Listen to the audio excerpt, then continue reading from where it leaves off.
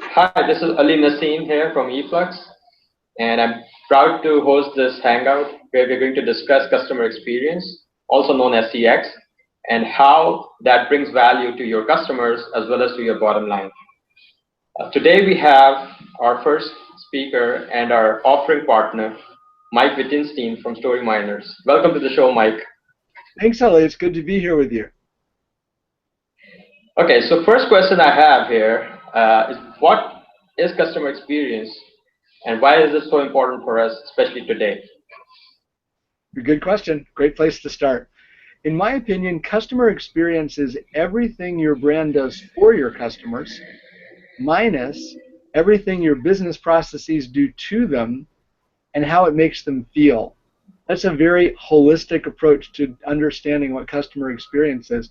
When you think about it from the audience members for this Hangout, we've got technology folks and we've got marketing, communication, touchy-feely design folks. So the first part of the definition is everything your brand does for your customers. Those are the promises that marketing makes. That's the packaging that is delivered. It's the way the product feels. It's the interfaces, all that good stuff. Minus what your business processes do to your customers. That's that whole notion of making them wait, fill out forms multiple times. We all hate that kind of stuff. And the third part of the definition is how it makes them feel. And I think that's so important for this audience because understanding what customers want to feel is how you can bring both camps together to deliver a really good experience that lasts a long time. Interesting. And the other aspect I would like to touch upon is the challenges that are faced, especially across different functions, especially marketing, customer services, and IT, given the fact that they all speak different languages. So how do you think the bridges can be built and what languages need to be spoken between all these functions? Perfect. The language of the customer is the only language that will survive both kinds of conversations. You know, in the technology world, it's all about, what can we do? What does our stack allow us to do? And on the customer side, market research is saying customers don't want this. They want you to do things that way. They want to be able to buy online and pick up in store. And technology says, no, we can't do that yet. We have to buy these software packages and do these APIs and stuff like that. So the trick is to put the focus on the customer. And when you do that and you remember that definition, everything we do for our customers minus what the processes do to them and how it makes them feel, thinking about things in terms of the way the customer wants them lets the customers, in part, define their requirements. Once you've got the requirements nailed down, then you can figure out the best way to do things. And that's the twist. Don't start with the best way to do things. Start with what customers want and then switch it around to find the most efficient way to do it. So the language is the language of the customer. That's an interesting concept because if you start speaking the same language, it's got to be the one that matters and which is of the customer. So I really like that approach. Now, taking the same thing further and going back to a bit of a reality as it is today, technologists speak about stacks and they speak about going to the cloud and they speak about frameworks, whereas the marketing guys, they talk more about their campaigns and they talk about more processes around those campaigns. How do you think all of this can be, all of the noise that can be created because of these different terminologies within an enterprise can be all sorted out? And what do you think is the customer's terminology? Sure. That's an amazing question, and it's where so many people are struggling right now. And one of the reasons that we have our partnership, because we know how to solve some of these things. So the first thing to do is to introduce into the conversation the idea of outcomes. Programming and business objects and all this agile coding that's going on, they're all about achieving outcomes. And in marketing, we don't talk about that so much, and we should. We should talk about, if we're doing something, what's the outcome that the customer's going to get from it, and corollary to that, what's the value that we're going to be able to deliver to customers? Now, in addition to talking about share and cost per transaction and all these other things that we have to measure to run an efficient shop, we need to be thinking about the value that we create for the customer. How many minutes did we save? What's their bill going to be? Is it lower than last year? Those kinds of things. And the third part that's important to include is the emotional side of what it's like to be a customer. When you move from providing a service to delivering an experience, truly the only difference is how customers feel. And we know from the research that when customers feel better, they spend more. They like to work more with companies whose brands and experiences they enjoy the most. We also know that word of mouth rockets when customers have a delightful experience. So a great experience is the birthplace of word of mouth. So if we add this idea of outcomes, which is very logical to the table, but requires a little bit of that marketing definition, and everybody gets honest about the value that they can create for their customers, and we realize that emotions are a valid business outcome as well, we don't just take those off with phrases like, let's get real, who cares about emotions? You can't do that because customers do care about that. So when you hear your IT guys saying, no, that's not logical, that doesn't fit the process, you got to call them on that. And by the same token, if marketing's getting a little bit too crazy, you need to call them on the practical side. So that's what I think the three components of the language of the customer are. That's really interesting, and especially the fact that going from emotions, from the customer's perspective, and then how different experiences can create good emotions. That's basically absolutely from the customer experience design perspective. The way the technologists think are more hardcore processes, and how the processes can be executed by the technology stacks, right? And how can you connect the dots between the technologies to make those processes happen? So the question that comes to mind, how does the customer experience designer bridges the gap between what terminologies the marketing people or the customer representatives within the enterprise are using, and what these geeky guys with all their tech architectures and their the cloud-based or on-prem and integration, all that terminology that they use. How do you think a customer experience designer can be that bridge between the two? Well, I don't know if the customer experience designer can be the bridge, but they have some language and some tools that can help make a bridge between the two. So while an enterprise architect might be dealing in stacks and process charts, the experience designer is dealing in business ecosystems that include parts inside the organization as well as without, and they use a common term called a journey map. A journey map is simply a picture of where is your customer at a point in time, what's available to him or her, like devices and screens and RFID fields and Wi-Fi areas and all of that stuff, and what time it is and what they're doing. So it's a picture, literally, of how the customer goes through the business. Now, to me, one of the most interesting conversations to have, and I hope that the people listening to this will think about this in terms of their own situations, is there's a hidden bias in tech processes. The hidden bias that I've run into a lot is this idea that there's one best way for everyone to work. If we can just streamline our process, our shopping carts will be fuller, our abandoned carts will go down, we'll sell more, the world will be a happy place. Well, the reality is, at least as I see it, is that there is no perfect customer.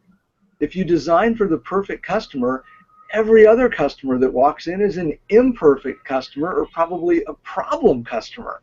And no system can withstand that kind of pressure of everybody being non-standard. So the smart money, in my opinion, is in using journey maps to tell or to let customers go where they want to, when they want to, and transact business how they want to.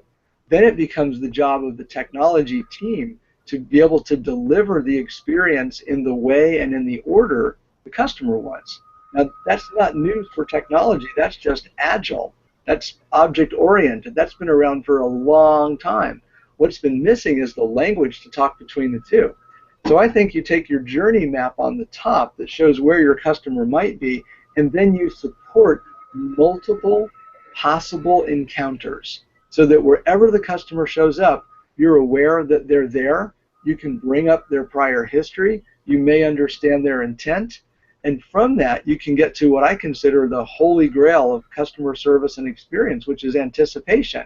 If you can use a few little near data, not big data, but near data facts about your customer, you can find out in very short amount of time and with very little effort, probably what they want. And if you know what they want, it's easier to serve them, and you can do that at lower cost.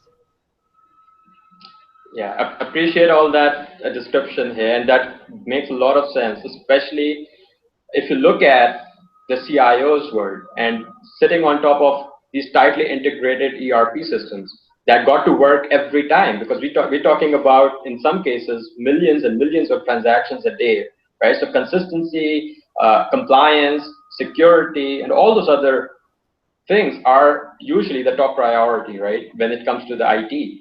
Now when we're talking about all this fluid maps and journeys and people running around, interacting across different channels, the customer could come in different situation and context when they interface with your call center or your kiosk or your store or your e-commerce website. All of them are not going to be in the same context. The context is going to be different, right? Whereas in the conventional world, you have standard operating procedures that are being complied by IT to kind of maintain that sort of consistency. However, as you very rightly pointed out, that when you talk about the journey map, the processes cannot there cannot be a one process for sales order, right? It's got to be multiple processes. And in order to bring that sort of agility and fluidity within those processes, that they cannot reside within your enterprise app or just on the mobile app or just on the kiosk or point of sale system. It got to reside in the middleware somewhere where you can quickly orchestrate those processes based on real-time intelligence coming, as you very rightly said, small bits and pieces of streams of data coming from your customer's mobile app or coming from your e-commerce visits. Being able to in the real time change those business rules and processes is going to be the killer. Now, having said that, the next question that comes to mind, what is that balance between consistency and agility, as you pointed out? So what is that right mix in your mind? The right mix is to have a lot of both of them. I'm going to give you an example, and I'll use my hands to describe this. We've all been watching the news sometimes and seen an earthquake and a building just crumbles. And we all know that in earthquake-prone areas, there are all kinds of structures inside of the building so that when an earthquake hits, the building actually flexes and then it comes back. So they put flexibility into the core of the building, which actually makes it more rigid. It makes it capable of lasting longer. So I think that conceptually speaking, meshing these two things together so that concrete can be pliable and steel can bend and come back to shape, that's the right kind of mental model to have, because you don't want to give away the security, and you don't want to not balance your accounts at the end of the night, and you don't want shopping carts abandoned. You want to use your best practices. But if you've got two people using the same account, you need to be able to tell like who's who and sense those little differences so each one gets the best experience, because so much of your business depends on it. Now, how do you actually do that? That's why people need to hire us. But seriously, one of the things that you can do is start focusing more of your process on sensing what the situation is and on knowing who the customer is and what their intent is. Just starting there will start to bring up information that you'll know how to deal with much more handily. Absolutely, and I tend to agree with the fact that taking one approach or one-dimensional approach is not going to help you. It's not going to take you forward. It's got to be a mesh, where I would like to put it in a way that your customer experience architecture got to be mapped in such a way as you read, and that was a great analogy there, of the building taking that pressure. For me, it's like an enterprise architecture being pushed from all sides, especially from the customer demands that are changing with every passing day. if that architecture has agility built in, instead of hardcore, hardwired processes, they are agile enough to be able to switch as the customer demands change and the context in which they're coming in changes. So I love that analogy, by the way. So to wrap this call, what I would like to do is quickly touch upon the multiple feasible options that are available uh, today with regards to making these different sort of functions work together and mapping it out to your enterprise architecture strategy with that regard. Sure. So the idea behind multiple feasible options is one that I learned from a colleague of mine named Sanjar Kozubayev, and he was studying economics, and he's applied that to customer experience and technology. Very interesting stuff. The point is, when you're trying to solve a problem, for example, the example we used before, how do you buy online and pick up in store? That's a challenge for a lot of businesses, and many of them can't afford $100 million to switch out their core enterprise systems. So you come up with a really clear idea of what the customer wants, and you put that into the form of some sketches. Here's the scenario, all the different steps, the things that people are feeling, thinking, what the technology is doing, what the screen looks like, all at cardboard prototype levels of accuracy. So very, very rough. You include the emotions on there. Then you do another one, and you figure out how to make it work. And you do another one, and you figure out how to make it work.